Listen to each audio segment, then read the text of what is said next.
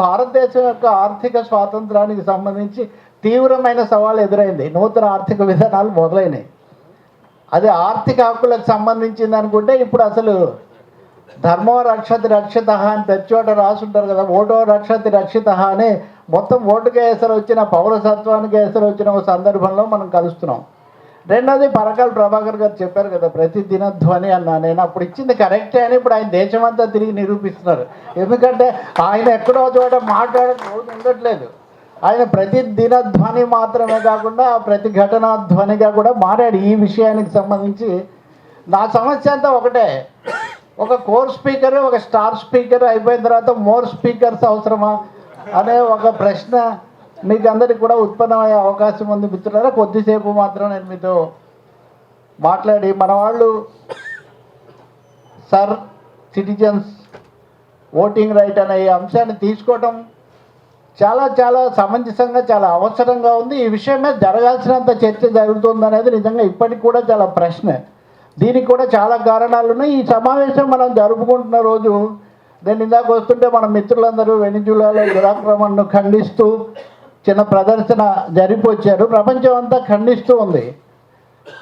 ఇందాక ఆయన అన్నట్టుగా బ్లడ్లెస్ జినోసైడ్ అన్నట్టుగానే ట్రంప్ గారు ఏమన్నారంటే without firing A bullet we could capture the president of Venezuela అన్నాడు. ఇంతవరకు ఎక్కడైనా జరిగిందా? అది ఒక దేశ అధ్యక్షుని ఆయన భార్యను మేము తీసుకొచ్చామంటే what happen to the great charter of United Nations? ఎవరూ మాట్లాడలేదు. అక్కడ ప్రజాస్వామ్యం లేదు, ఇక్కడ లేదు. ఇవన్నీ చెప్పేవాళ్ళు ఒక అధ్యక్షుడిని ఆయన భార్యను విమానం ఎక్కించుకొని తీసిపోయి ఎక్కడున్నారు అసలు సజీవంగా ఉన్నారా లేదా మాకు చూపించండి అంటే ఎవరు మాట్లాడలేదు. This number 1. This is international democracy గురించి చాలా చెప్పేవాళ్ళు ఈ రోజున అంతర్జాతీయ రంగస్థలంలో పరిస్థితి ఎలా ఉందో తెలుసుకోవడానికి. ఈరోజు ప్రభు చావ్లా గారు, మన ప్రభాకర్ గారికి బాగా తెలుసు, ఇప్పుడున్నటువంటి ఎస్టాబ్లిష్మెంట్కు బాగా సన్నిహితుడైన సీనియర్ జర్నలిస్టు, ఆయన 2025ను సమీక్షిస్తూ భారతదేశంలో పరిణామాలన్నీ ఎలా తలకిందులయ్యాయి ఇవన్నీ కూడా రాశారు. 2 పేజీలు రాశారు. ఇండియన్ ఎక్స్ప్రెస్కి ఆయన ప్రత్యేకమైన ఇది కాబట్టి అందులో సర్ గురించి చిన్న పారాగ్రాఫ్ రాశారు. ఈ సర్ గురించి అందులో కేవలం 10 పంక్తులు మాత్రమే రాశాడు ఆయన. నిజానికి ఆయన వాజ్పేయి యుగానికి చెందినవాడు కాబట్టి అప్పుడప్పుడు ఇప్పుడున్న ప్రధానమంత్రి మోదీ గారి మీద కొన్ని వ్యాఖ్యలు కొన్ని విసురులు కూడా విసురుతుంటారు. కానీ దీన్ని ఒక్కదాన్ని మటుకు సర్ అనేది పెద్ద కంటెన్షియస్ ఇష్యూగా మారే అవకాశం ఉంది అని ఒకే ఒక్క వాక్యంతో వారు సరిపెట్టారు. ఇప్పుడు ఈరోజు మనం చేస్తున్న చర్చ కానీ మన నిర్వాహకుల ఉద్దేశం కానీ కేవలం సర్ దీనికి మాత్రమే పరిమితం కాదు. అసలు భారత రాజ్యాంగం పౌర హక్కు, ఓటు హక్కు కాదు, పౌరుల హక్కుల్లో ప్రాథమికమైనది. పౌరసత్వం ఉన్నవాళ్ళు పౌరసత్వం ఉన్నవాళ్ళు ఓటు. ఇదే కదా ఈ మొత్తం చర్చకి యొక్క సారాంశం. ఇందాక మేడం గారు చేయించిన ప్రతిజ్ఞలో ప్రతి అక్షరానికి ప్రతి వాక్యానికి కూడా చాలా స్పష్టమైన నిర్దిష్టమైన అర్థం ఉందని మనం తెలుసుకోవాల్సి ఉంటుంది. అందులో ఏ తేడాలు లేకుండా ఉండాలి, హుందాతనం కూడా ఉండాలి, గౌరవం కూడా ఉండాలి. ఇవన్నీ కూడా ఉండి మేము భారతీయులమైన మాకు మేము సమర్పించుకుంటున్నామన్నారు. మాకు మేము సమర్పించుకున్న దాన్ని అంటే దాని సృష్టికర్తలం మనమే, దాని హక్కుదారులం కూడా మనమే. సో దీన్ని కాపాడుకోవాల్సినటువంటి బాధ్యత భారత పౌరులందరి మీద ఉంది అనే ఒక గొప్ప సందేశం మనకు రాజ్యాంగం పీఠిక అదే ఇచ్చేస్తుంది. ఆ ప్రియాంబుల్ మనం ఏదైతే పెట్టుకున్నామో ఒక ముందు మాటలాగా దీనికి ఇంకెవరికి అర్థం లేదు. దీనికేం విశ్వగురువులు అక్కర్లేదు, దీనికేం మహామహోపాధ్యాయులు అక్కర్లేదు, దేశభక్తి పేరుతో ద్వేషభక్తి బోధించే వాళ్ళు అక్కర్లేదు. ఇప్పుడు దేశభక్తి ద్వేషభక్తి 2 తెలుగులో ఒకటే ధ్వనిస్తాయి కదా. కాబట్టి మిత్రులారా, ఇలాంటి సమయంలో ఇది చాలా కీలకమైన అంశం. దీంట్లో రాజకీయాలు కూడా చాలా ఉన్నాయి, సాంకేతిక అంశాలు, చాలా వివరాలు, దాని లోతుపాతులు ప్రభాకర్ గారు చెప్పారు కాబట్టి కొన్ని అంశాలు మటుకు చెప్తాను. అదృష్టవశాత్తు ఒక న్యాయమూర్తి గారు అందులో ఉన్నత న్యాయస్థానానికి ప్రాతినిధ్యం వహించిన న్యాయమూర్తి గారు ఉన్నారు కాబట్టి భారత ప్రధాన న్యాయమూర్తి సుప్రీంకోర్టు రాజ్యాంగ ధర్మాసనం సర్ మీద విచారణ జరుపుతూ మేడం గారు ఒక మాట అన్నారు, ఏదన్నా చేయాలంటే కనీసం నోటీస్ ఇచ్చి అభిప్రాయం తెలుసుకోవాలి కదా. ఇన్ని కోట్ల మంది ఓట్లు తీసేస్తున్నప్పుడు ఒక్క నోటీస్ కూడా ఒక్క సమాధానం లేకుండా ఎలా చేస్తారు అని. ఈ మాట సుప్రీంకోర్టు అడిగింది. సర్వ విచారణలో సుప్రీంకోర్టు అడిగింది. మీరు ఏదడిగినా కానీ సాంకేతికమైన సమాధానాలు ఇస్తున్నారే కానీ టెక్నికల్ రిప్లైస్ ఇస్తున్నారే కానీ ప్రాక్టికల్ రియల్ రిప్లైస్ ఎందుకు ఇవ్వడం లేదు? ఏ విషయం అడిగే not very big percentage is removed అని, లేకపోతే ఇట్స్ వెరీ స్మాల్ ఇట్లా తప్ప ఇంకా ఒక పెద్ద సమస్య. ఇదంతా డిజిటల్ యుగము, మేము డిజిటల్ వల్ల చేయాల్సి వస్తుందని చెప్తున్న వాళ్ళు డిజిటల్ రిప్లై కూడా ఇవ్వడం లేదు. అంటే హ్యూమన్ ఫిజికల్ రిప్లై కూడా ఇవ్వడం లేదు, డిజిటల్ రిప్లై కూడా ఇవ్వడం లేదు. ఎవరికి? మనకు కాదు, సుప్రీంకోర్టుకు ఇవ్వట్లేదు. ఇప్పుడు సుప్రీంకోర్టు పరిస్థితి ఏంటి? సిటిజన్స్ అంటే మనం సదస్సులు పెట్టుకుంటున్నాము, కానీ సుప్రీంకోర్టు ఏం చేస్తుంది? రాజ్యాంగ రక్షణ, రాజ్యాంగం యొక్క మౌలిక స్వభావం నిర్దేశించింది సుప్రీంకోర్టు. రేపు చేయాల్సింది కూడా సుప్రీంకోర్టే. కానీ భారత ప్రధాన న్యాయమూర్తి మీద నిండు పేరోలగంలో ధర్మాసనం మీద ఉండగా ఒక వ్యక్తి చెప్పు విసరడానికి ప్రయత్నించాడు. అతని మీద ఏమీ కనీసం మందలింపు కూడా లేదు. అంటే భారతదేశంలో న్యాయ వ్యవస్థ, రాజ్యాంగాన్ని రక్షించవలసిన వ్యవస్థ యొక్క అత్యున్నత అధిపతిగా ఆ పరిస్థితి ఉంటే రాజ్యాంగం అనేది ఇబ్బందిలో ఉందా లేదా అనే ప్రశ్నకి ఇంకా ప్రశ్నే లేదు కదా. అది eternal vigilance is price for freedom, నిరంతర అప్రమత్తతే స్వాతంత్రానికి మూల్యం అని. భగత్ సింగ్ కూడా తన జైల్లో ఉన్నప్పుడు నోట్స్ రాసి పెట్టుకునేవాడట. ఆ నోట్స్లో ఒకటి ఏంటంటే, స్వేచ్ఛ అనే వృక్షాన్ని నిరంతరం యోధుల యొక్క రక్తంతో తడుపుతూ ఉండాలి అని రాశాడు. రక్తంతో కాదు, వాళ్ళ పోరాటంతో దీంతో అన్నిటితో కూడా తడుపుతూ ఉండాలి, లేకపోతే అది ఆ మొక్క అలా ఉండదని. కాబట్టి మిత్రులారా, ఈ సర్ అనేది లేదా ఓటింగ్ రైట్ అనే దాని మీద ఇంత చర్చ జరగాల్సి రావటం ఇప్పుడు ఇదేమి యాదృచ్ఛికము కాదు, యథాలాపంగా వచ్చినటువంటిది కూడా కాదు. భారత రాజ్యాంగంలో పౌరసత్వానికి సంబంధించి 2వ భాగంలో చాలా నిబంధనలు ఉన్నాయి. అలాగే ఎన్నికల సంఘానికి సంబంధించి 324 నుంచి అదొక 4-5 నిబంధనలు ఉన్నాయి, ఎలా చేయాలి. ఆ తర్వాత స్పెసిఫిక్ రూల్స్, రెగ్యులేషన్స్ ఇవన్నీ ఉన్నాయి. కానీ ఇవన్నీ కూడా ఈ ఓటర్ల జాబితాల సవరణ అన్నది చాలా ట్రాన్స్పరెంట్గా, ఓటర్ ఫ్రెండ్లీగా జరగాలి అని చెప్తున్నాయి. మీరు చూస్తారు ఇప్పుడంటే సినిమాలు తగ్గి ఇళ్లలో చూస్తున్నాం, కానీ మనం సినిమాలకు వెళ్తే మీకు 18 ఏళ్ళు నిండాయా, మీరు ఓటర్గా చేరారా, మీ సమీపంలో ఉన్నటువంటి వాళ్ళను సంప్రదించి చేరండి అని మనకు అడ్వర్టైజ్మెంట్ వేసేవాళ్ళు.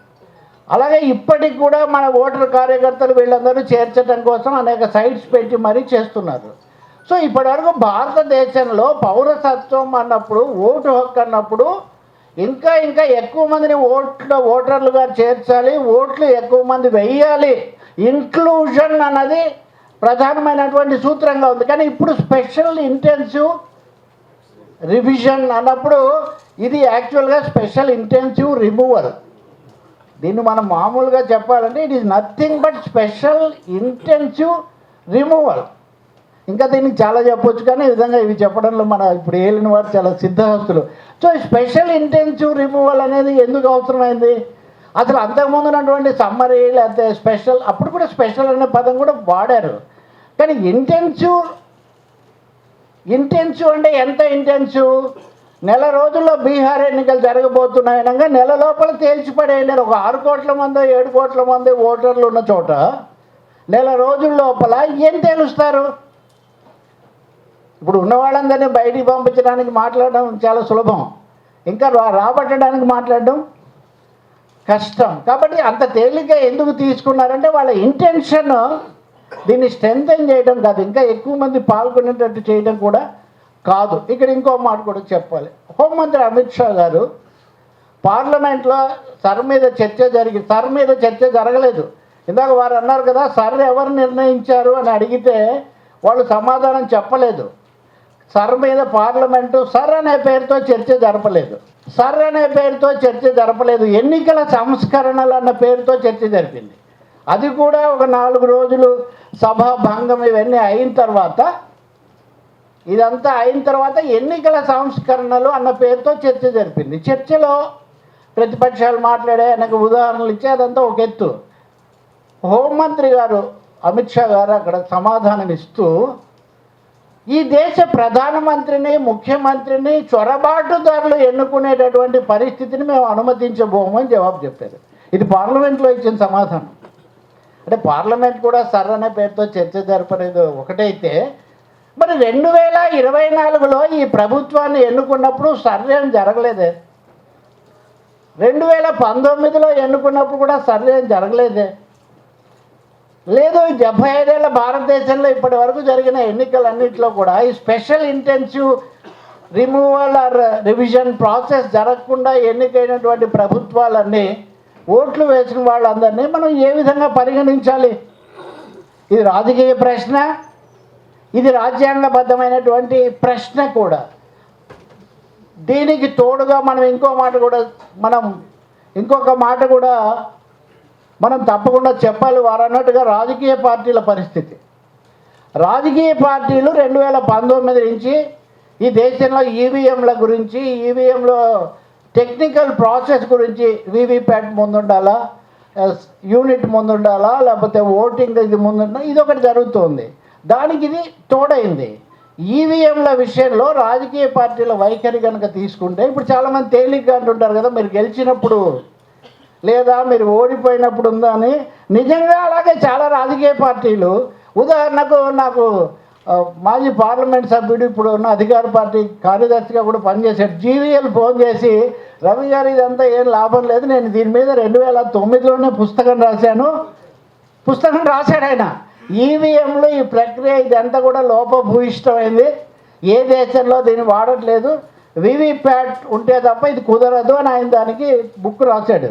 ఆ బుక్కు ముందు మాట చంద్రబాబు నాయుడు గారు రాశారు. ఆ పుస్తకానికి ముందు మాట చంద్రబాబు నాయుడు గారు రాశారు. ఇది 2009 నాటి మాట. 2019 ఎన్నికలు అయిన తర్వాత మాజీ ముఖ్యమంత్రి జగన్మోహన్ రెడ్డి గారు రాజ్భవన్ ముందు మాట్లాడుతూ, ఎన్నికలేంటి అసలు ఈవీఎంలు అది ఇది అంటున్నారు, మీరు గెలిచినప్పుడు అన్నీ బాగున్నాయని ఆయన కూడా అన్నారు. ఎన్నికల ప్రక్రియ దానికి సంబంధించిన దాంట్లో ఎన్నికల తేదీలు ఎప్పుడు జరుపుతారన్నది ఒకటి ముఖ్యమైనది. నాకు బాగా గుర్తుంది, పశ్చిమ బెంగాల్లో 1972లో ఎన్నికలను తారుమారు చేశారని ఆ రోజున ఉన్నటువంటి వామపక్ష కూటమి వాళ్ళు దాని మీద ఆందోళన చేశారు. ఒక జయప్రకాష్ నారాయణే అక్కడికి వెళ్ళారు. అప్పటి నుంచి ఎన్నికల సంఘాల మీద రకరకాల ఇవి వస్తున్నాయి. మా ఎన్నికలు ఫలానా తేదీన జరపండి అని ప్రతిపక్ష ప్రభుత్వాలు అడగడము, కేంద్రం ఒప్పుకోకపోవడం, ఇటువంటివి జరుగుతూ వచ్చింది. నరేంద్ర మోదీ గారు కూడా గుజరాత్ ముఖ్యమంత్రిగా ఉన్నప్పుడు 2000 ఘటనల తర్వాత, అంటే గుజరాత్ మారణకాండ నుండి ఏదైనా అది అయిన తర్వాత ఆయన ఎన్నికలు జరపాలంటే ఎన్నికల సంఘం సమయం తీసుకుంది. అప్పుడు ఆయన ఎన్నికల సంఘం మీద చాలా తీవ్రమైనటువంటి ఆరోపణలు చేశారు. చాలా తీవ్రమైన యుద్ధమే జరిగింది గుజరాత్ ప్రభుత్వానికి, ఎన్నికల సంఘానికి.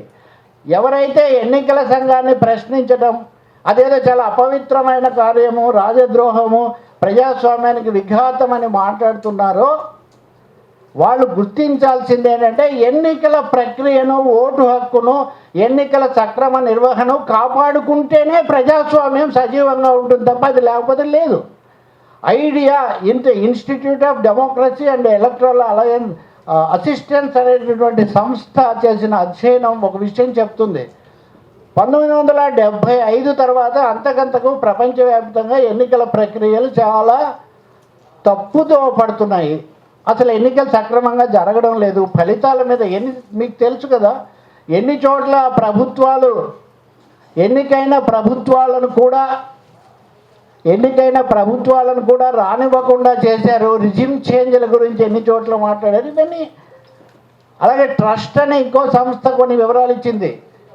ప్రపంచంలో 100 కోట్ల మంది ప్రజల దగ్గర అసలు ఏ పత్రాలు లేవు. 100 కోట్ల మంది ప్రజల దగ్గర ఏ పత్రాలు లేవు, అంటే గుర్తింపు పత్రాలు, ఇంకొకటి ఇట్లాంటివన్నీ కూడా. ఇప్పుడు చాలా చర్చ, న్యాయమూర్తి గారు కూడా ఇక్కడ ఉన్నారు కాబట్టి 2 పదాలు ఉన్నాయి, state of evidence, evidence of state.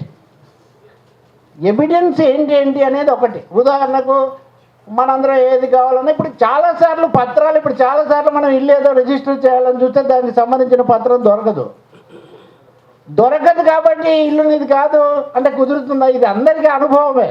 Passport కావాలంటే అప్పుడు పరిగెత్తి కొన్ని పత్రాలు తెచ్చుకుంటారు, ఇంకో దానికి ఇంకొకటి తెచ్చుకుంటారు. ఇప్పటి వరకు ఓటు దగ్గరికి వెళ్ళినప్పుడు ఒక 5 పత్రాలు తెచ్చుకుంటే మీరు ఓటు వేయచ్చు. ఉదాహరణకు లైసెన్సు, ఇవి మామూలు విషయాలు చెప్తున్నాను నేను, ఎందుకంటే లోతైన విషయాలు వారు చెప్పారు కాబట్టి మీరు ఒక లైసెన్స్ పేపరు, ఓ పాస్పోర్టు ఇవన్నీ తెచ్చుకుంటే పర్వాలేదు, ఏదో ఒకటి 5 పత్రాలు అనేవాళ్ళు. ఈ 5 పత్రాలు కాదు 11 పత్రాలు అన్నారు నిరూపించుకోవడానికి. 11 పత్రాలు ఎక్కడి నుంచి తేవాలి, ఎవరు తేవాలి? అడ్రస్ లేని వాళ్ళు తేవాలి. ఎక్కడి నుంచి తేవాలి? సో ఏ బీహార్లో అయితే మొదలు పెట్టారో ఈ బీహార్లో 39% అంటే దాదాపు 40% ప్రజలు ఎప్పుడు వలసకు వెళ్తారు. ప్రజాస్వామ్యంలో వైరుధ్యం ఎలా ఉంటుందంటే రాజ్యసభ అన్నది భారతదేశంలో రాష్ట్రాల సభ, ఆ రాష్ట్రానికి అది ప్రాతినిధ్యం. కానీ రాజ్యాంగాన్ని సవరించి ఏ రాష్ట్రంలో ఉన్నా ఈ రాష్ట్రం నుంచి ఎన్నిక కావచ్చు అని మనం రాజ్యసభలో అధికారం ఇచ్చాము ఇప్పుడు రాజ్యాంగ రీత్యా. కానీ వలస కార్మికుడు వాడు ఇంకెక్కడైనా ఉంటే వాడు ఆర్డినరీ రెసిడెంట్ కాదు, కాబట్టి వాడి ఓటు హక్కు తీసేస్తామంటే ఏం జరుగుతుంది? సో సర్లో ముఖ్యమైనటువంటి విషయం మేము అప్పటికప్పుడు నిర్ణయిస్తాము, పత్రాలు మేము ఆదేశిస్తాము, మేము వెళ్ళిన సమయంలో వాళ్ళు ఉండకపోతే చూపించకపోతే వాళ్ళ ఓటు హక్కు కోల్పోతారు. ఈ విధంగా చెప్తే ఇన్ని కోట్ల మంది ఓట్లు తొలగిస్తే ఎక్కడికి వెళ్ళి వీళ్ళు చెప్పాలి? తొలగించారని కూడా వాళ్ళకి తెలీదు. ఎందుకంటే మనకు ఇప్పుడున్న పద్ధతిలో ఈవెన్ ఛాలెంజ్ ఓటు వేసే అవకాశం కూడా ఉంది. నీ ఓటర్లు ఇందులో పేర్లు చాలాసార్లు మేము టీవీ ఎలక్షన్స్ అప్పుడు చర్చ చేస్తుంటాము. రాజకీయ పార్టీలు ఆరోపణ చేస్తుంటే ఎన్నికల జాబితాలు తారుమారు చేశారని, వాళ్ళని వీళ్ళని వాళ్ళు. ఈ క్రమంలో మనం ఇంకాసార్లు చాలా సెలబ్రిటీ కూడా అక్కడికి వెళ్తే ఓటు వేయడానికి హక్కు లేకపోయిందని, ఎంపీ గారు వెనక్కి వచ్చారని, ఇటువంటివి. కానీ ఛాలెంజ్ ఓటు వేయడానికి కూడా మన రాజ్యాంగం ఇప్పుడున్న పద్ధతి హక్కు కల్పిస్తుంది. కానీ ఇప్పుడు ఒక్క దెబ్బతో వారు ఇందాక చెప్పినట్టుగా 7 కోట్ల మందికి 8 కోట్ల మందికి ఓట్లు లేవు అని చెప్పేస్తే, ఎన్నికలు జరిపేస్తే, బీహార్లో జరిపేశారు కదా. ఇప్పుడు స్పెషల్ ఇంటెన్సివ్ రివిజన్ జరుపుతున్నటువంటి రాష్ట్రాల్లో బెంగాల్లో కానీ, కేరళలో కానీ, అస్సాంలో కానీ, తమిళనాడులో కానీ చాలా త్వరలో ఎన్నికలు జరగబోతున్నాయి.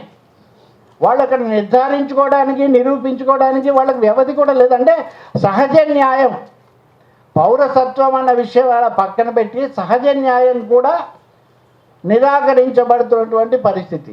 దీనికి మనం ఇంకొకటి కనుక జోడించి చూస్తే, నిన్ననే ఒక ప్రకటన చేశారు, చొరబాటుదారులను ఎట్టి పరిస్థితుల్లో మేము ఓట్లు వేయనివ్వమని. ఇది అస్సాం ముఖ్యమంత్రి హిమంత బిశ్వ శర్మ గారు చేశారు, హోంమంత్రి అమిత్ షా గారు చేశారు. ఓటు వేయనివ్వము, చోటివ్వము, చోటివ్వం. అందుకనే ఇది ఓటు చోరీ అంటున్నారు. కానీ రాహుల్ గాంధీ గారు ఇది ఓటు చోరీ కాదు, ఓటు హారీ, ఓటు మారి, రూట్ మారి అని కూడా చెప్పాలి. అంటే అసలు రూట్సే తీసేస్తున్నారు. ఇంకా వాళ్ళకు మనలో ఏదైనా ఈ దేశంలో ప్రజల్ని ఇంకా ప్రజలుగా గుర్తిస్తున్నారంటే వీడు ఓటేస్తాడు అని ఒకే ఒక కారణంతో గుర్తిస్తున్నారు. ఈ ఓటు హక్కు కూడా తీసేసిన తర్వాత ఇంకా చూసి వాడికి ఫరకేం లేదు. ఇంకా నువ్వు ఉంటే నాకెందుకు, ఇది మనకు చెప్తుంటారు కదా, కన్జ్యూమర్ సొసైటీలో అందరినీ కన్జ్యూమర్స్గా చూస్తున్నట్టే ప్రజలను ఓటర్లుగా చూడటం ఎన్నికలప్పుడు ఇది జరుగుతుంది. సో ఓటు హక్కు ఉండటానికి మనకు రాజ్యాంగం హక్కు కల్పిస్తున్నప్పటికీ, అనేక రక్షణలు ఉన్నప్పటికీ సర్రనే ఒక ప్రక్రియను తీసుకొని వచ్చి, సర్ర ఎందుకు వచ్చింది, ఎవరు తెచ్చారు తెలియదు. దీన్ని అమలు జరిపే ఎన్నికల సంఘం నియామకం మటుకు పూర్తిగా ఇప్పుడున్న కేంద్ర ప్రభుత్వం ఎవరుంటే వాళ్ళు అనుకోండి, వారు అన్నట్టుగా ఒక పార్టీ అనవద్దు, ఈ పార్టీ దాని ప్రకారం జరుగుతూ ఉంటే నెక్స్ట్ ఏంటి? సో మనకందరికీ ఒక విషయం గుర్తుంటుంది మిత్రులారా, డీమానిటైజేషన్, ఒక్కసారిగా నోట్ల రద్దు. ఇది డీఫ్రాంచైజ్మెంట్, ఇది ఓట్ల రద్దు. నోట్ల రద్దు తర్వాత ఈ దేశం ఓట్ల రద్దుకు వెళ్ళటం, ఓట్ల రద్దు అందరికీ చేయటం లేదు. మీరు నోట్ల రద్దు కూడా అందరికీ చేయలేదని మీరు గుర్తించండి. సామాన్య ప్రజలు దీనివల్ల కష్టపడ్డారు, కానీ కార్పొరేట్లు చాలా ఇప్పటికి కూడా 100 కోట్లు మార్చుకునే వాళ్ళు క్షేమంగానే ఉన్నారు. సో ఓట్ల రద్దు కూడా చాలా సెలెక్టివ్ ఏరియాస్లో సెలెక్టివ్ పారామీటర్స్తో వాళ్ళు ఈ ఓట్ల రద్దు చేయడం అనేది జరుగుతుంది. ఇది లాక్ స్టాక్ బ్యారల్ అని ఏమాత్రం పరిశీలనకు కానీ చర్చకు కానీ మళ్ళీ ఏమనాలి విజ్ఞప్తి చేసి పునరుద్ధరించుకోవడానికి కానీ అవకాశం లేకుండా చేస్తున్నారు. ది మోస్ట్ అన్డెమోక్రటిక్ ఇన్హ్యూమన్ ఎక్సర్సైజ్గా ఇది మారింది. ఇన్హ్యూమన్ అని ఎందుకు అనాలంటే ఈరోజు పత్రికలు మీరు చూడండి, పురులియాలో 82 ఒక వృద్ధుడు దుర్జయ్ మాజీ అనేవాడు రైలు కింద తలపెట్టి చచ్చిపోయాడు. వాళ్ళ అబ్బాయి chief election commissioner Gyanesh Kumar మీద కేసు వేశాడు.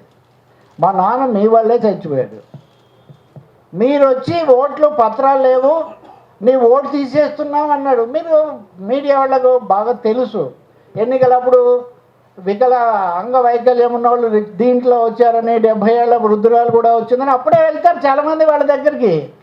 ఈ 82 ముసలాయనకు నిజంగా ఓట్లు లేదంటే ఒకసారి షాక్ అయిపోయాడు. వాడు 5 రోజుల నుంచి ఇతను అబ్బాయి చెప్తున్నాడు, ఆ పత్రాలు ఇంకో చోట ఉన్నాయి, రేపు తెచ్చే అవకాశం కూడా ఉంది, కానీ మా నాన్న 5 రోజుల నుంచి వేరే అంశం మాట్లాడలేదు. 80 years ఓల్డ్, ఇందాక వారు యంగ్ పీపుల్ గురించి చెప్తారు, అది కూడా మనం మాట్లాడదాం. ఓ 80 years మ్యాన్ చాలామంది షేక్ అయిపోతారు. ఈ ఆధార్ కార్డు నా దగ్గర ఉంది, లేకపోతే మా అబ్బాయి కట్టిన దాని తాలూకు ATM కార్డు నా దగ్గర ఉంది, అవి నమ్ముకొనే బతుకుతుంటారు చాలామంది మనుషులు ఈ దేశంలో. లేదా ఏది ఫస్ట్ వచ్చిందంటే లేకపోతే 2 నెలలకు ఒకసారి ఇస్తుంటారు, పింఛన్ తెచ్చుకోవడానికి వెళ్తున్నాం. ఇటువంటివన్నీ కూడా ఈ పత్రాలన్నీ ఎందుకు కొరగావు? మనిషిని ఒక కమాడిటీగా మార్చినప్పుడు, if you remember a little, కొంచెం వెనక్కి వెళ్తే ఈ మొబైల్ ఫోన్లు ఇవన్నీ కొత్తగా వచ్చినప్పుడు అమితాబ్ బచ్చన్ ఒక అడ్వర్టైజ్మెంట్ చేసేవాడు. అన్ని పేర్లు వీటిలో అంతా అసమానతలు చాలా ఎక్కువగా ఉన్నాయి, రాము సోము అట్లా కాదురా, నీ నెంబర్ ఎంత అంటే అప్పుడు 98480 ఎక్కువగా ఉండేది. 98480 2000 అంటే ఒకటి లేస్తాడు, ఇంకొకటి లేస్తాడు. సో ఈ సెల్ ఫోన్ వచ్చి చాలా సమానత్వం తెచ్చేసింది. ఇంకా మనుషులు పేర్లు, చులకనలు, వాడి కులాలు ఇవన్నీ తెలియవని అనేవాళ్ళు. కానీ ఇప్పుడు మన మనుషుల పేర్లు కూడా మర్చిపోయి ఆల్మోస్ట్ నెంబర్ అంటే మళ్ళీ వెతకాల్సిందే కదా, మన అమ్మాయి నెంబర్ కూడా మనకు. ఇది నేను ఎందుకు చెప్తున్నానంటే కమాడిఫై. ఇక్కడ ఈ ఎన్నికల దాంట్లో కూడా ఈ card digital evidence, state of evidence, evidence of state, ఇవి ఉంటే ఎవిడెన్స్. కానీ ఈ ఎవిడెన్స్ పత్రాల స్టేట్ ఎట్లా ఉంది? ఇప్పుడు మిమ్మల్ని ఉన్న ఫలానా ఎవరైనా వచ్చి ఇప్పుడు చెక్ చేస్తారండి పోలీసులు, ఉన్న ఫలానా ఈ గది తలుపులేసి మేము చెక్ చేస్తాము. చెక్ చేస్తే మీ అందరి దగ్గర అన్ని పత్రాలు ఉంటాయా? ఎందుకు ఉండాలి అసలు? ఈ భారతదేశంలో ఉండేటటువంటి వాళ్లకు ఈ ఆర్డినరీ సిటిజన్షిప్ అనేది లేదా? ఇప్పుడు we the people of India అని మనం చేసినప్పుడు రంగు, రుచి, వాసన, లింగ భేదము, మత భేదము, కుల భేదము ఇవన్నీ ఏమీ లేకుండా మేము భారతీయులమై ఉన్నామని మనం ప్రకటించుకొని అందరినీ గుర్తించి మనం జీవిస్తున్నప్పుడు ఎన్నికల సంఘం వచ్చి అడిగినంత మాత్రాన 11 పత్రాలు తీసుకొని వచ్చి నేను భారతీయుని నిరూపించుకోవాల్సిన కర్మ భారతీయుడికి ఏం పట్టింది? దీనికి రకరకాల పేర్లు. ఈరోజు నేను వ్యాసం రాశాను, మీరు చదవచ్చు. త్రిపురలో ఆ పార్టీ ప్రభుత్వమే ఉంది, ఉత్తరాఖండ్లో కూడా ఆ పార్టీ ప్రభుత్వమే ఉంది. కానీ అతను అంజన్ చెక్మా అనేవాడు MBA చదవడానికి ఉత్తరాఖండ్ డెహ్రాడూన్ వెళ్ళాడు. డెహ్రాడూన్ వెళ్తే అతను కొంచెం చైనా వాళ్ళలాగా ఉన్నాడంట. ఈసారి భారతంలో ఉన్న ప్రజలందరూ చైనా వాళ్ళకి దగ్గరగా ఉంటారు. సో ఇక చైనీ మ్యాన్ అతన్ని చంపేశారు. అలాగే ఒరిస్సాలో బెంగాల్ నుంచి వచ్చిన వాళ్ళు ఇద్దరిని చంపేశారు. వాళ్ళు బంగ్లాదేశ్ నుంచి చొరబాటుదారులని, అంటే చైనా నుంచి బంగ్లాదేశ్ నుంచి వచ్చిన చొరబాటుదారులు, వీళ్ళు మన దగ్గర ఉండకూడదు. కేరళలో కూడా చంపేశారు. కేరళలో LDF ప్రభుత్వం, కేరళ LDF ప్రభుత్వం వాళ్ళు దాని మీద కేసు పెట్టారు. కానీ ఉత్తరాఖండ్ SP అజయ్ సింగ్ అనేవాడు ఏం ప్రకటన చేశాడంటే అదేదో సామాన్యమైన వివాదం వల్ల చంపేశారు, కానీ దీంట్లో రేసిజం ఏమీ లేదు అని చెప్పాడు. మనం ఏదైనా ఉంటే దాన్ని సర్దుబాటు చేసి పరిష్కారం చేసి ఇటువంటిది ఉండకూడదు అని మనం చెప్పాలా? లేకపోతే ఈ దేశ హోంమంత్రి గారు రోజు లేచి చొరబాటుదారులను సాగనివ్వం, ఒక్క ఓటు కూడా వెయ్యనివ్వం, అసలు ప్రధానమంత్రులను, ముఖ్యమంత్రులను చొరబాటుదారులు ఎన్నుకుంటే కుదురుతుందా? ప్రభాకర్ గారు ఇందాక చెప్పారు. బీహార్లో ఎన్నికల ప్రచారం గతసారి, ఈసారి కూడా మియా ముషారఫ్ అక్కడ అప్పుడప్పుడు మియా ముషారఫ్ దగ్గర నుంచి ఇప్పుడున్న ఆయన వరకు వాళ్ళ గొడవలు వాళ్ళు పడుతున్నారు. అదొకటి. మాట్లాడితే మతాన్ని ఇన్వోక్ చేయడం, మాట్లాడితే ఇరుగు పొరుగు దేశాలను ఇన్వోక్ చేయడం.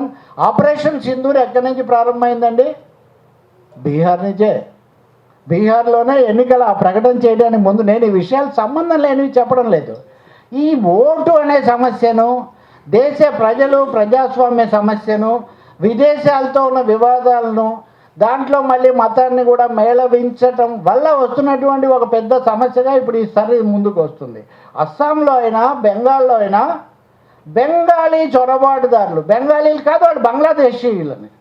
మళ్ళీ ఇంకొకటి ఇక్కడ అందరూ గుర్తించింది ఏంటి, it is nothing but de facto adjudication of citizenship of India. Election commission is expected to make an general verification of the documents. సాధారణ పత్రాల యొక్క పరిశీలన చేయడం ఎన్నికల సంఘం యొక్క పని. కానీ 324 నుంచి 26 వరకు ఉన్నటువంటి దాని నిబంధనలు ఎక్కడ election commission adjudicates the citizenship of people living in India అని ఎక్కడా లేదు. దానికి కొన్ని సాధారణ అంతకుముందే పౌరసత్వం ఉంటుందే ఉండదా? అదే నేను ఇందాక చెప్పిన ఆయన రాసింది state of evidence of state. అంటే మీరు పౌరులైతేనే మీకు పాస్పోర్ట్ ఇస్తారు. కానీ పాస్పోర్ట్ ఉన్నంత మాత్రాన మీరు పౌరులా కాదా? ఆ వెరిఫికేషన్ చేసేది వేరు. పాస్పోర్ట్ ఆఫీసరే నువ్వు సిటిజనా కాదా నేను వెరిఫికేషన్ చేస్తా అన్నాడు. ఎన్నికల సంఘమే మీరు పౌరులా కాదా తేలుస్తారని అనరు. ఈ విషయం సుప్రీంకోర్టులో కూడా చాలాసార్లు చర్చకు వచ్చింది. అంటే ఇట్స్ వెరీ కాంప్లికేటెడ్గా ఈ చర్చలన్నీ వస్తున్నాయి. కాబట్టి ఇందాక వారు అన్నట్టుగా ప్రభాకర్ గారు అన్నట్టుగా ఎవరికైనా ఓటు ఇవ్వాలా, విదేశీయులకు ఇవ్వాలా, అక్కడ లేని వారికి ఇవ్వాలా, ఇవన్నీ కూడా సుప్రీంకోర్టు అడిగింది. యూఆర్ నాట్, వాళ్ళు ఏమంటారు, ఓటర్ల జాబితాను సవరించాల్సింది ఎన్నికల సంఘమే, అగ్రీడ్. పౌరసత్వాన్ని పరీక్షించాల్సింది ఎన్నికల సంఘం కాదు, అగ్రీడ్. కానీ పౌరులు కాని వాళ్ళకు ఓటు ఇస్తారా అని సుప్రీంకోర్టు కూడా ప్రశ్నించింది. ఈ చిక్కుముడి ఎక్కడ తిప్పాలి? ఇప్పుడు ఇది ఎలా ఉంటుందంటే మీరు మీ భార్యను కొట్టడం మానేశారని అడిగితే ఆ ప్రశ్నకు జవాబు చెప్పడం చాలా కష్టం. ఈ ప్రశ్న పౌరులు కాని వాళ్ళకు పౌరసత్వం పరీక్షించే హక్కు మీకు ఉందా? లేదు. కానీ పౌరులు కాని వాళ్ళకు ఓటు ఇవ్వాలా? ఇచ్చారు కదా, ఇన్ని సంవత్సరాలు నడిచింది కదా. పౌరులు కాని వాళ్ళకేం ఓటు ఇవ్వలేదే. ఈ దేశంలో ఓట్లు వేస్తూనే ఉన్నారు, సవాల్ చేస్తూనే ఉన్నారు, కోర్టులు పరిశీలిస్తూనే ఉన్నాయి. ఒకవేళ తప్పు జరిగితే వాళ్ళ ఎన్నికను రద్దు చేస్తూ కూడా ఉన్నారు. కాబట్టి అసలు ఈ దేశంలో ఇది ఎన్నికల వ్యవస్థ కొత్తగా పుట్టినట్టు కోట్ల మందిని 10 కోట్ల మంది అంటే దాదాపు 1/10 ఆఫ్ ది ఓటర్ స్ట్రెంత్లో రద్దు చేసి పడేస్తే ఇంకా what is the fun of electoral democracy ఏముంది? కొన్ని దేశాలకి జనాభా కంటే కూడా చాలా ఎక్కువ. ఇప్పుడు 97 లక్షల మందిని తమిళనాడులో పక్కన పెడుతున్నారు. 97 లక్షలు ఎంత ఉంటుందని? Tamil Nadu is not an infiltration జరిగే స్టేట్ కాదు అది. అక్కడేం చొరబాటు లేదు, అదేమీ సరిహద్దు రాష్ట్రం కాదు. తమిళనాడులో ఎందుకు చేస్తున్నారు? సమాధానం చాలా స్పష్టంగా, అక్కడ మనం ఏం గెలిచే అవకాశం బొత్తిగా లేదు అనే ఆలోచన కావచ్చు. గుజరాత్లో ఎందుకు చేస్తున్నారు? ఉత్తరప్రదేశ్లో ఎందుకు చేస్తున్నారు? ఉత్తరప్రదేశ్లో 2.89 కోట్లు, దాదాపు 3 కోట్ల ఓట్లు వాళ్ళకే భయం వేసింది. సో ఇంకొక వారం గడువు తీసుకున్నారు. ఎలా పరిష్కారం చేస్తారో తెలియదు. ఇంకా ఒక విచిత్రమైన సమస్య చెప్తా. ఇప్పటివరకు మనం ఎదుర్కొన్నది కాకుండా తాజాగా ఈరోజు పత్రికల్లోనే ఒక సమస్య వచ్చింది. ఒక 2 కోట్ల మంది యొక్క పత్రాల్లో తేడాలు వస్తున్నాయంట. ఈ తేడాలు ఎటువంటివి అంటే పత్రాలన్నీ మ్యాచ్ చేసి చూసినప్పుడు ఉదాహరణకు సుబ్బారావు గారు రామారావు గారి అబ్బాయి. ఇప్పుడు సుబ్బారావు గారి వయస్సును రామారావు గారి వయస్సును వీటన్నిటిని పోల్చి చూస్తే మ్యాచ్ కావట్లేదట. ఇది నెంబర్ 1. నెంబర్ 2, వారు ఇందాక అన్నట్టుగా ఇంటి పేర్లు తరచూ మారిపోతుంటే ఈవెన్ దత్తులు తీసుకోవడాలు, లేకపోతే ఊర్లు మారడాలు, లేకపోతే ఇంకా అదే స్థిరపడ్డాలు. ఇప్పుడు నా పేరు ఉంది, నా పూర్తి పేరు చాలా ఉంటుంది, తెలకపల్లి రవి నేను మార్చుకోవడానికి వెళ్ళాను. ఆ మధ్యలో కొంతకాలం ఆ చివరిలో ఉన్న తోక ఇష్టం లేక రవీంద్రనాథ్ అని మాత్రమే రాసేవాడిని. సో ఇప్పుడు నా పేరు రవీంద్రనాథ్ తెలకపల్లి రవి. నేను తహసీల్దార్ గారి దగ్గరికి వెళ్ళాను, వారు నన్ను గుర్తుపడతారు, చేశారు కూడా. కానీ రవీంద్రనాథ్ అని మొదటి ఉన్నటువంటి రవీంద్రనాథ్ శర్మ అనే నా మొత్తం పేరును రవి పేరుని ఆమోదించారు. కానీ మధ్యలో రవీంద్రనాథ్ అని వాడాను అన్నదాన్ని ఆయన ఆమోదించలేదు. సో ఈ ఇద్దరు ఈయన చెప్పలేదు. సో ఇప్పుడు ఏమవుతుంది నా పేరు? ఉదాహరణకు ఇప్పుడు అనుకోకుండా అంటే మన దేశంలో ఏది మాట్లాడినా ఇలాగే వస్తుంది అనుకోండి. కాబట్టి ఇప్పుడు ఇది ఇన్ని సదుపాయాలు వనరులు ఉన్న వాళ్ళకే ఇలా ఉంటే ఎక్కడో కొండ మీద ఇల్లు ఉందో లేదో తెలియనటువంటి మార్జినలైజ్డ్ సెక్షన్స్. అందువల్ల సరుకు బలవుతున్న వాళ్ళు, గురవుతున్న వాళ్ళు ఎక్కువగా ఎవరు అంటే number 1 women, number 2 down trodden, కింద అణగారినటువంటి ప్రజలు, మూడవది పొట్ట వలస తిరిగితే తప్ప. అందుకనే మీకు కరోనా రోజుల్లో కూడా కరోనా సమస్యను దేశం గుర్తించడానికి శ్రీశ్రీపాడు అందరూ పాడారు. కూటి కోసం పట్టణంలో బతుకుదామని తల్లి మాటలు చెవిని పెట్టగా బయలుదేరిన బాటసారికి వీళ్ళందరూ, ఇది దేశం అంతా కదిలిపోయింది. వీళ్ళది ఇటువంటి మనుషులు ఉన్నటువంటి దేశంలో డిజిటల్ సాక్ష్యాధారాలు వాళ్ళని చూపించమంటే ఆ రోజు సుప్రీంకోర్టు న్యాయమూర్తి గారు అన్నారు, నా దగ్గరే లేవయ్యా బాబు, నువ్వు అడిగితే నేను చూపించలేను అన్నాడు. జడ్జి గారు అన్నాడండి. సో అత్యున్నత న్యాయస్థానంలో ఉన్న న్యాయమూర్తి గారు అక్కడ ఉండి ఎప్పుడు అడిగితే నేనే చూపించలేను, వాళ్ళు ఏం చూపిస్తారన్నారు. వాళ్ళు ఏది తీసేసాం, వారం రోజులకి తీసేసాక తాంబూలాలు ఇచ్చాం తన్నుకు చావండి అన్నట్టుగా వాడు ఎప్పుడు నిరూపించుకోవాలి. కాబట్టి మిత్రులారా, ఇక్కడ ప్రజల తీర్పులు కూడా తారుమారు చేసేటటువంటి చాలా భయానకమైన అంశం ఇక్కడ రాబోతుంది. ఇది కూడా 24 ఎన్నికలు అయిన తర్వాత ఎందుకు వచ్చింది ఏమో మరి. 24 ఎన్నికల్లో ఆ ప్రభుత్వానికి మెజార్టీ రాకపోవడానికి దీనికి కారణం ఉందేమో మనకు తెలియదు. చాలామంది గెలవడము, ఓడము, ఈ సభలు పెట్టుకుంటే ఏమవుతుంది అది ఇది అంటుంటారు. సార్ మీరు ఇలా అంటుండగానే ఈ దేశానికి స్వాతంత్రం వచ్చింది సార్. మీరు ఇలా అంటుండగానే ఈ దేశంలో మొదటి ప్రపంచ యుద్ధం, రెండో ప్రపంచ యుద్ధం ఆగిపోయాయి సార్. మీరు ఇలా అంటూ ఉండగానే ఈ దేశంలో లౌకిక తత్వం, ప్రజాస్వామ్యం, ప్రాథమిక హక్కులు, మహిళల సాధికారికత, అట్టడుగు వర్గాలు నిలదొక్కుకోవడం అనేకం జరిగాయి. ఇంకా పోరాటం శాశ్వతం. సమస్యలు వస్తుంటాయి, సవాళ్ళు కూడా వస్తుంటాయి. కాబట్టి ఇంకా ఎదురే లేదు, ఇంకా లేదనే వాళ్ళ గత ఎన్నికల్లోనే పాలక కూటమి మెజార్టీ తెచ్చుకోలేదు అన్న వాస్తవాన్ని గుర్తించాల్సి ఉంటుంది. సో అటువంటిది ఏమైనా భయపెడుతూ ఉందా? ఇఫ్ యూ రిమెంబర్, ఒకసారి ఎన్నికలు అవగానే డిమానిటైజేషన్ వస్తుంది, ఒకసారి ఎన్నికలు అవగానే కాశ్మీర్లో 370 రద్దు అయిపోతుంది, ఒకసారి ఎన్నికలు అవగానే సర్వ్ అనేటటువంటి కొత్త ప్రక్రియ వస్తుంది.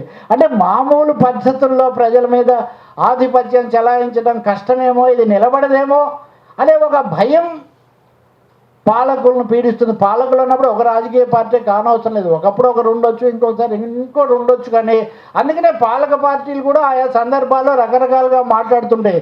కానీ ఈ దేశ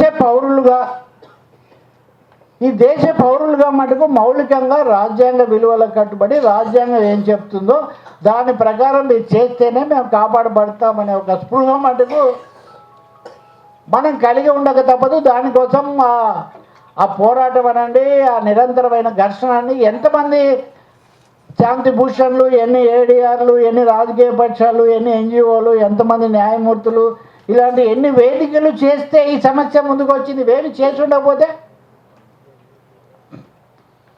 చేసి ఉండకపోతే ఎంతమంది ఆర్టీఐ యాక్టివిస్టులు వీళ్ళందరూ చేస్తే ఇది వచ్చింది. యువతకు ఓటు హక్కు కల్పించడం, యువ ఓం హమారా యువ ఓం అంటుంటారు.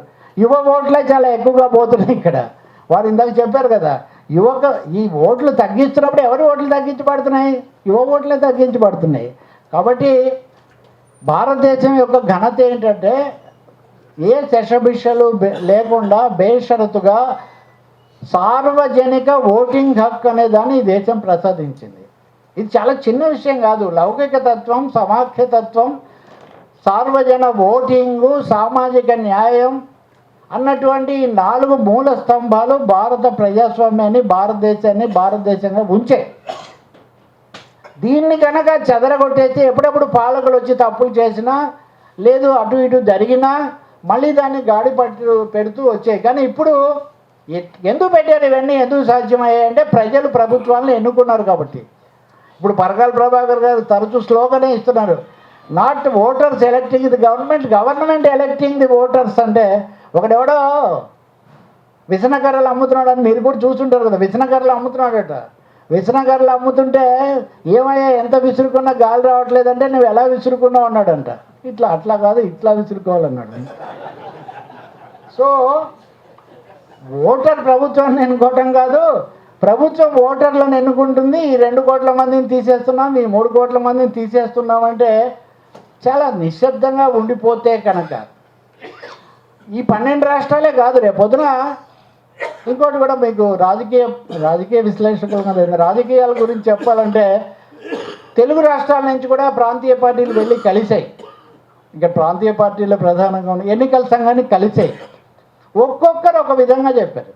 ఎవరు సర్ అనేదాన్ని గట్టిగా ఏమీ వ్యతిరేకించలేదు. కొన్ని ఇప్పుడు ఉదాహరణకు మమతా బెనర్జీ బెంగాల్లో తృణమూల్ కాంగ్రెస్, కేరళలో డిఎంకే ఇలాంటి పార్టీలు అధికారికంగానే వ్యతిరేకిస్తున్నాయి, సభలో కూడా మాట్లాడే. కానీ తెలుగు రాష్ట్రాల్లో ఉన్నటువంటి ప్రాంతీయ పార్టీలకు స్పెసిఫిక్ స్టాండ్ ఏం లేదు సార్ మీద. తెలుగుదేశం, బీఆర్ఎస్, జనసేన, వైసీపీ వీళ్ళందరూ కూడా కలిశారు ఎన్నికల సంఘాన్ని.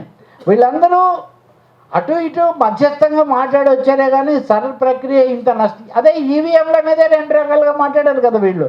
కాబట్టి ఈవీఎంకు సంబంధించి కానీ, ఎన్నికల జాబితాకు సంబంధించి కానీ, సరుకు సంబంధించి కానీ, తేదీలకు సంబంధించి కూడా.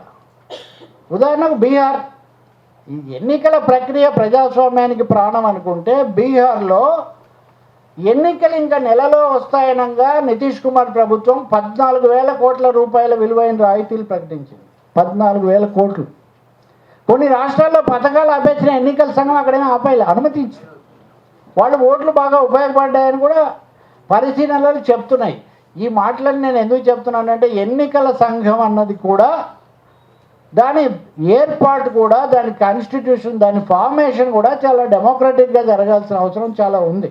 చాలామంది ఎన్నికల కమిషనర్ కానీ టీఎన్ శేషన్ గారు కొన్ని మంచి పనులు చేశారు. కొన్ని సమస్యలు కూడా అప్పుడు వచ్చి అది అయిపోయింది. ఎప్పటికప్పుడు ఎన్నికల సంఘం మీద ఉదాహరణ గర్వాల జరిగినప్పుడు ఆయన ఎన్నికల సంఘం గతంలో కూడా కొన్ని చర్చలు జరిగాయి. కానీ ఇప్పుడు ఎన్నికల సంఘం మన లోక్సభలో ఆ చర్చ కూడా వచ్చింది. మన మీడియా వీటిని ఏం హైలైట్ చేయదు. మన మీడియాకు వేరే ఏమనాలి, ఆ రాణి ప్రేమ పురాణం, ఈ ముట్టడికి అయిన ఖర్చులు అన్నట్టుగా వాళ్ళు ఏం డ్రెస్ వేసుకున్నారు, కొండగట్టుకు ఎవరు వెళ్ళారు, పెళ్ళిళ్ళకి ఎవరు వచ్చారు, ఇవి చాలా ఎక్కువగా ఉంటాయి. కాబట్టి ఈ విషయాలు రావు. లోక్సభలో పాయింట్అవుట్ చేసి చెప్పింది ఏంటంటే ఎన్నికల సంఘాన్ని, ఎన్నికల కమిషనర్గా ఒక వ్యక్తి నియమించబడిన తర్వాత ఏ తప్పు జరిగినా అతని మీద చర్య తీసుకునే హక్కు, అవకాశం లేకుండా ఇమ్యూనిటీ, రక్షణ కల్పించబడింది. ఆ ఎన్నికల కమిషనర్లుగా నియమించబడిన వాళ్ళు ఎవరు అంటే జూనియర్లు అయిన వాళ్ళు, ప్రత్యేకించి నిన్న మొన్న రాజీనామా చేసిన వాళ్ళు, ఎన్నికల సంఘాన్ని నియమించేటటువంటి ఆ సెలక్షన్ కమిటీలో భారత ప్రధాన న్యాయమూర్తి కూడా ఉండటం మంచిది అని సుప్రీంకోర్టు ఇచ్చిన సలహాను కూడా కేంద్రం ఆమోదించలేదు. కాబట్టి పిక్ అండ్ చూజ్ అన్నట్టుగా వాళ్ళు సెలెక్ట్ చేసిన వాళ్ళు వచ్చారు. అందుకని చాలా దేశాల్లో భారత ఎన్నికల వ్యవస్థకు, భారత న్యాయ వ్యవస్థకు వీటికి కొంచెం గౌరవం ఎక్కువగా ఉండేది. కానీ ఎన్నికల వ్యవస్థ ఇప్పుడు చాలా బాహాటంగా ఇది భారతీయ జనతా, ఎక్కడో ప్రభాకర్ గారే అన్నారు, భారతీయ యువ మోర్చా, భారతీయ మహిళా మోర్చా ఉన్నట్టుగా ఇది భారతీయ ఎన్నికల మోర్చాగా మారిపోయింది అని ఆయన ఒక మాట అన్నాడు. ఇది రాహుల్ గాంధీ కూడా అన్నారు, ప్రతిపక్షాలు కూడా అన్నాయి.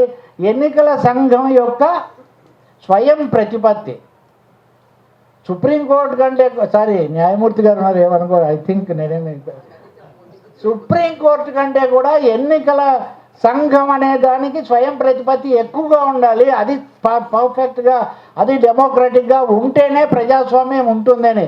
మీకు ఎన్నికల సంఘానికి ప్రతిపత్తి లేదు, ఓటేసేటటువంటి ఓటరుకు స్వేచ్ఛ లేదు. ఇక ఓటరుకు, ఎన్నికల సంఘానికి, ఎన్నుకునేవాడికి కూడా స్వేచ్ఛ లేకపోయిన తర్వాత ఇంకా రాజ్యాంగం ఎంత చెప్తే ఏముంది? ప్రపంచంలో భారత రాజ్యాంగము అతి పెద్దది, అత్యంత ఉత్కృష్టమైనది, అత్యంత నిర్దిష్టమైనది. ఎన్నైతే ఏముంది? వాన కురిస్తే వంక దొల్లాలని అవన్నీ అమలైతే కదా. కాబట్టి మిత్రులారా, ఒకవైపున న్యాయ వ్యవస్థ మీద ఇప్పుడు చూడు, సర్ అనేది సుప్రీంకోర్టు ముందు ఉంది. కొంచెం ఆలోచన, కొంచెం ఆందోళన కలిగించే విషయం ఏంటంటే ప్రధాన న్యాయమూర్తి గారు మొన్న ఒక ప్రకటన చేశారు. సుప్రీంకోర్టు అనేది 24/7 లాగా పనిచేస్తుంది. రాత్రిపూట కూడా మీరు అర్ధరాత్రి కూడా తలుపు తట్టవచ్చు. పెండెన్సీ తగ్గించడానికి మేము maximum all well and good. కానీ women and religion rights, women's rights and religions, దీనికి సంబంధించి చాలా సమస్యలు ఉన్నాయి. వీటన్నిటిని మేము చాలా చకచకా పరిష్కారం చేయబోతున్నాం. ఉమెన్ అండ్ రైట్స్ అన్నప్పుడు sir it's well and good. మన ఉమెన్ ఎప్పుడో ఏమనాలి, భారత్ బిల్లు దగ్గర నుంచి, బాల్య వివాహాల రద్దు దగ్గర నుంచి, సతీ అప్పటి నుంచి కూడా ఇదే కదా. ఈవెన్ రాజా రామ్మోహన్ రాయ్ కూడా విలియం బెంటింగ్తో పోరాడి సతీ సహగమన చట్టం తెచ్చాడని ఇప్పటికీ మన వాళ్ళు తిట్టుకుంటూనే ఉంటారు కదా పాపం. కాబట్టి మీరు అది చేస్తే మంచిదే, కానీ అందరి పట్ల ఒకటే విధంగా చేస్తారా? భారత రాజ్యాంగం చెప్తున్నట్టుగా కుల, మత, లింగ జాతి వర్ణ వగైరా వగైరా తేడాలేం లేకుండా చేస్తారా, లేకపోతే ఒకరే తప్పు చేస్తున్నారని మీరు భావిస్తున్నారా? ఇది కీలక ప్రశ్న. రెండవది, జస్టిస్ మురళీధర్ అనే గతంలో ఇక్కడికి వచ్చారు. అందరూ ఈ దేశంలో భావించేది ఆయన he's denied very legitimate promotion అనే ఒక భావన చర్చలో ఉంది. ఇదేమో బహిరంగమే, ఇదేమో ఇంకోటి కాదు. ఆయనకి ఈ మధ్య ఏదో వేరే అపాయింట్ ఒక ముఖ్యమైన పొజిషన్ కూడా ఇచ్చారు. కురేషి కూడా ఇచ్చారు. ఎన్నికల ప్రధానాధికారి కావడానికి కురేషికి ఉండింది. ఈవెన్ ఆ మాటకు వస్తే బిఎన్ రమాదేవి గారు అప్పుడు షీ వాజ్ క్వాలిఫైడ్. అప్పుడున్నటువంటి చంద్రశేఖర్ ప్రభుత్వం ఆమెను కాదని శేషన్ను పెట్టారు. తర్వాత ఏదో చాలా జరిగాయి అనుకోండి. ఎన్నికల కమిషనర్లు ఇప్పుడు కూడా ఉంది. మురళీధర్ గారు మాట చెప్పాడు, basic structure of the constitution, రాజ్యాంగ మౌలిక స్వభావం ఈ విషయంలో కేశవానంద భారతి కేసులో ఇచ్చినటువంటి తీర్పును మనం ప్రామాణికంగా సర్వరక్షణగా మనం పరిగణిస్తున్నాము. కానీ if tomorrow supreme court constitutes a bigger constitutional bench, Kesavananda Bharati judgement be overturned. అదేమీ ఉండకూడదు. ఎందుకంటే సెకండ్ హైయెస్ట్ కాన్స్టిట్యూషనల్ పొజిషన్ అయిన వైస్ ప్రెసిడెంట్ స్థానంలో ఉన్నటువంటి జగదీష్ ధన్కర్ గారు రాజ్యసభ పీఠంలో కూర్చొని ఈ తీర్పే తప్పు అన్నారు. ఈ తీర్పే తప్పు అంటే ఆ సభలో రాజ్యసభ సభ్యుడిగా ఉన్నటువంటి మాజీ ప్రధాన న్యాయమూర్తి గారు ఐ థింక్ గోగోయ్ గారు అప్పటి నుంచి నాకు అదే అభిప్రాయం ఉందని ఆయన కూడా చెప్పారు. So the basic structure of రాజ్యాంగ రక్షణ వేదిక అనేది అన్నప్పుడు, ప్రాథమిక హక్కుల గురించి మనం చర్చిస్తున్నప్పుడు రాజ్యాంగానికి ముప్పు ప్రజల నుంచి ఎప్పుడు రాదు, లేదా ప్రతిపక్షాల నుంచి కూడా రాదు. అధికారం ఎవరి చేతుల్లో ఉందో, రాజ్యాంగం చెలాయించగలిగిన వారు ఎవరి చేతుల్లో ఉన్నారో వాళ్ళ నుంచి వస్తుంది. కాబట్టి eternal vigilance is price for freedom.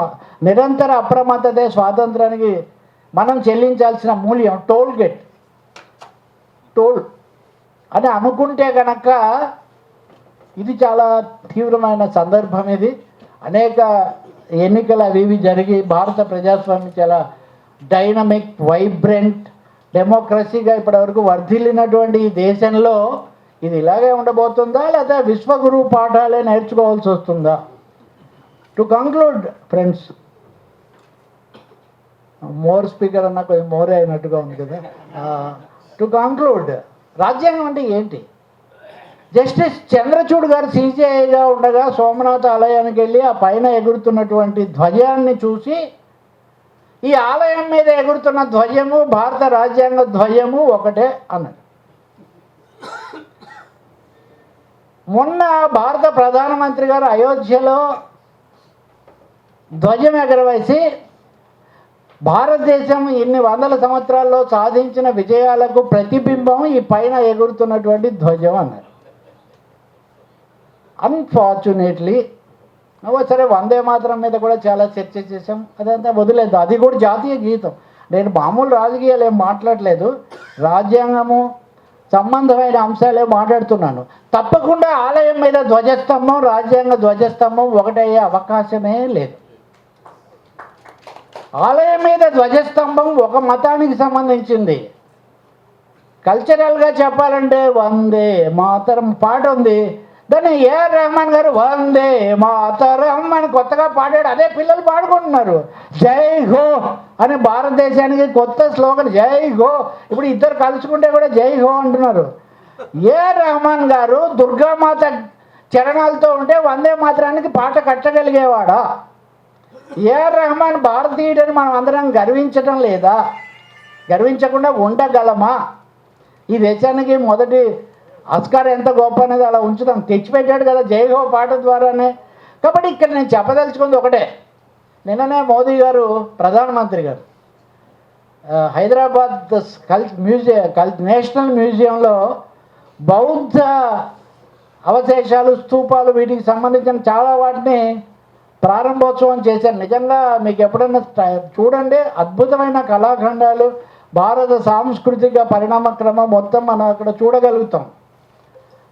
బుద్ధుడిని అక్కడ ప్రారంభించాడు.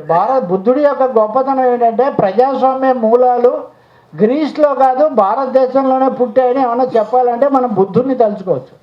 మీరు చుట్టుపక్కల ఎక్కడైనా తొట్లకొండ లేదా బొజ్జోనికొండ లేదా ఇక్కడ నిజామాబాద్ దగ్గర వెళ్ళి చూడండి, బౌద్ధ ఆరామాల్లో ఎక్కడైనా కానీ పైన అందరూ ఇలా కూర్చొని ఉంటారు, ఇక్కడ బుద్ధుడు ఉంటాడు, చర్చ, డెమోక్రటిక్ డిస్కషన్. ఒకరు చెప్తే ఇంకొకరు వినడం కాదు. సో బౌద్ధ మతం దగ్గర నుంచి బుద్ధుడి దగ్గర నుంచి ఏఆర్ రెహమాన్ వరకు భిన్న మతాలు, భిన్న సంస్కృతులు, భిన్న విశ్వాసాలు ఉన్నటువంటి ఈ దేశంలో నిన్న మొన్న ఒక పెద్ద ఆయన శతవార్షికోత్సవం జరుపుకుంటున్నటువంటి ఆర్ఎస్ఎస్ అధినేత అయినటువంటి మోహన్ భగవత్ గారు భారతదేశము హిందూ దేశం అని చెప్పడానికి రాజ్యాంగం అవసరం లేదు అన్నారు. ఐఎమ్ కోటింగ్, ఇందాక ఆయన కూడా చూపించారు నాకు. India is naturally Hindu country అన్నారు. Is it so? Is it so? Then the recently retired supreme court chief justice గారు I'm the first Buddhist CJI of this country అని చెప్పుకున్నారు ఆయన. నేను ఎందుకు చెప్తున్నా అంటే ఎన్ని కాంప్లెక్సిటీస్ ఉన్నాయి. మనం డెమోక్రసీ గురించి, జాతుల గురించి, చొరబాట్ల గురించి, ఓటు హక్కు గురించి, ప్రభుత్వాల గురించి చర్చించేటప్పుడు ఈ కాంప్లెక్సిటీస్ ఉన్నాయన్న విషయం కూడా మన మీడియా మనకు చెప్పడం లేదు. ఒక చిన్న ఇంటరప్షన్ ఇక్కడ చెప్పండి. అంటే ఈ సందర్భంగా చెప్తాను, మన రాజ్యాంగము వి ద పీపుల్ అనే దాంతో స్టార్ట్ అవుతుంది, ప్రియాంబుల్. ఆ వి ద పీపుల్ అనే మీద ఒక చర్చ జరిగింది కాన్స్టిట్యూషన్, అందరికి తెలిసే ఉంటుంది. ఏమన్నారంటే we the people in the name of God అని పెడదామని కొంతమంది దగ్గర నుంచి వచ్చింది. అప్పుడు ఒక దేవుడిని విపరీతంగా నమ్మేటటువంటి వ్యక్తి, కాన్స్టిట్యూషన్ అసెంబ్లీలో ఉన్నటువంటి వ్యక్తి, అతని పేరు గబుక్కుని గుర్తురావట్లే, ఆయన రేజ్ చేశారు అబ్జెక్షన్. ఏమనంటే దేవుణ్ణి నమ్మేవాళ్లే అందరూ ఉండకపోవచ్చు. ఎందుకు చెప్తున్నా అంటే వివిధ మతాలు, జాతులు కాదు, దేవుణ్ణి నమ్మని నాస్తికుల గురించి కూడా కన్సిడర్ చేసినటువంటి సెక్యులరిస్టిక్ కాన్స్టిట్యూషన్ మనది ఆ రోజు. అందుకని ఆ రోజు సెక్యులరిజం అనేది పెట్టక్కర్లేదు అనుకున్నాను, ఎందుకంటే ఆ స్థాయిలో ఆలోచించే కాన్స్టిట్యూట్ అసెంబ్లీ మెంబర్స్ ఉన్నారు కాబట్టి. ఆ రోజు అక్కర్లేకపోయింది సెక్యులరిజం అనేది. అప్పటికీ సెక్యులరిస్టిక్ కాని విషయాలు చాలా పొందుపరచబడి రాజ్యాంగంలో. నాకు తెలిసి కౌస్ లాటర్ గురించి అందులో పెట్టినప్పుడు దానికి అభ్యంతరాలు వచ్చింది, మతపరమైనటుంది కదా అని. కానీ దాన్ని ఏదో మసిపూసి మారేటికాయ చేసి ఆఖరికి ముస్లింల చేత కూడా ఇది రిలీజియన్కి సంబంధించింది కాదు, ఆర్థిక విషయానికి సంబంధించిన విషయం అని చెప్పేసి నోరు మూయించినటువంటి పరిస్థితి. అయినప్పటికీ అంబేద్కర్ గారు కూడా ఏమన్నారంటే సెక్యులరిజం అనేది అందులోనే ఉంది, అక్కర్లేదని అన్న పరిస్థితి. అంటే ఇవన్నీ ఎందుకు చెప్తున్నానంటే ఒక దీర్ఘంగా వారు చెప్పినట్టు లోతుపాత్ర ఆలోచిస్తున్నప్పుడు ఏది తట్టరు మనకి.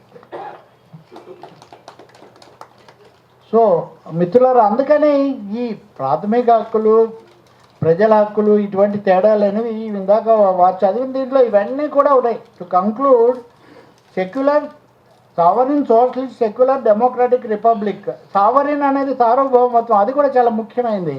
బ్రిక్స్ దేశాల్లో Brazil, Russia, India, China, south Africa, ఇందులో మిగిలిన 4 దేశాలు వెనిజులా మీద జరిగిన దాడిని ఖండించాయి. ఇంతవరకు మనం స్పందించలేదు. సో సార్వభౌమత్వం అన్నది కూడా చాలా, బ్రిక్స్లో మనం సభ్యులం, ఇంకా వేరే విషయం బ్రిక్స్ నుంచి మనం రాలా. కాబట్టి ఒకదాని మీద జరిగేది అది యాదృచ్ఛికం కాదు, వరుసగా మన యొక్క మౌలికమైన దీంట్లో జస్టిస్ గారు ఎట్లా ఇక్కడే ఉన్నారు, లిబర్టీ, ఈక్వాలిటీ, ఫ్రెటర్నిటీ, సహోదరత్వం, సోదరభావం, ఫ్రెటర్నిటీ, సోదరభావం ఎక్కడ, రంగు రూప ఇది అది ఎక్కడ వస్తుంది, కుదరదు కదా ఇవన్నీ. అంటే ఇందులో ఉన్న ప్రతి వాక్యాన్ని కూడా భంగం చేసేటటువంటి. కాబట్టి ఇవన్నీ జరుగుతున్నప్పుడు ఏమవుతుంది అనే ప్రశ్న వస్తే కనుక, hereby this to conclude, ఈ వేదిక మీద hereby adopt, enact and give to ourselves అని చెప్తున్నారు. కాబట్టి మేము రిజాల్వ్ ఇది మన సంకల్పం. ఇది సంకల్పం అయినప్పుడు దాన్ని నిలబెట్టుకోవడానికి కూడా పోరాడాల్సిన, దాన్ని అధ్యయనం చేయాల్సిన, దాన్ని ప్రజల్లోకి తీసుకువెళ్లాల్సిన అవసరం ఉంటుంది. అనేక కారణాల వల్ల, ప్రత్యేకించి తెలుగు రాష్ట్రాల్లో ఉన్న పరిస్థితి వల్ల మన తెలుగు మీడియాలో కూడా ఈ అంశాల మీద అసలు ఏమీ పెద్ద చర్చ జరగడం లేదు, టేకన్ ఫర్ గ్రాంటెడ్గా ఉంది. కాబట్టి రాబోయే రోజుల్లో ఇలాంటి వేదికల మీద ఇక్కడ న్యాయవాదులు వీళ్ళు కూడా చాలా ఎక్కువగా ఉన్నారు, దీని మీద మరింత చర్చ జరగాల్సిన అవసరం ఉంది. మరిన్ని చాలా వివరాలు కూడా, అయితే ఇవి చాలా నిక్షిప్తమై వస్తున్నాయి, నిగూఢంగా వస్తున్నాయి, సూటిగా రావట్లేదు. ఇప్పుడు నేను చెప్పిన రైలు కింద తల పెట్టినా ఇంకోటి పెట్టినా మన వాళ్ళు ఎవరు బాక్సులు పెట్టి వేయట్లేదు. ఎందుకంటే దాని మీద పెద్ద చర్చ ఆసక్తి లేదు. బీజేపీగా కేంద్రంతో ఎలా కలిసి మనం ఎలా సాగాలని ఎవరికి వాళ్ళకి ఆరాటం ఉన్నప్పుడు పోటీ ఎక్కువగా ఉంది ఎక్స్పోజ్ చేయడం కంటే. అందువల్ల ఇది కేవలం తక్షణ తాత్కాలిక రాజకీయానికి సంబంధించిన అంశం కాదు. భారత ప్రజాస్వామ్యం యొక్క పౌరుల యొక్క హక్కులకు సంబంధించి ఈరోజు ఓటు హక్కు లాగేశారు, రేపు ఆధార్ కార్డు కూడా లాగేస్తారు. ఎందుకంటే ఆధార్కే అన్నిటి మీద ఎందుకు ఆధారపడాలని సుప్రీంకోర్టు 100 సార్లు క్వశ్చన్ చేసింది, అయినా కొనసాగుతూనే ఉంది. దగ్గాలన్నా తుమ్మాలన్నా ఆధార్ చూపించండి అని అడిగేటటువంటి పరిస్థితి ఇప్పటికే ఇది. కానీ ఆధార్ కార్డుని ఎన్నికల సంఘం ఒప్పుకోవట్లేదు. ఏం చేయాలన్నా ఆధార్ అడుగుతుంటివి, ఎన్నికల సంఘం ఏమో చూడండి అంటూ ఎట్లా కుదురుతుంది? కాబట్టి మిత్రులారా, దీంట్లో అనేక రాజ్యాంగ రాజకీయ శాసన సంబంధమైన అంశాలు చెప్పడానికి మీ దగ్గర కొంచెం ఎక్కువ సమయం తీసుకుంటుంటాను. నమస్కారం.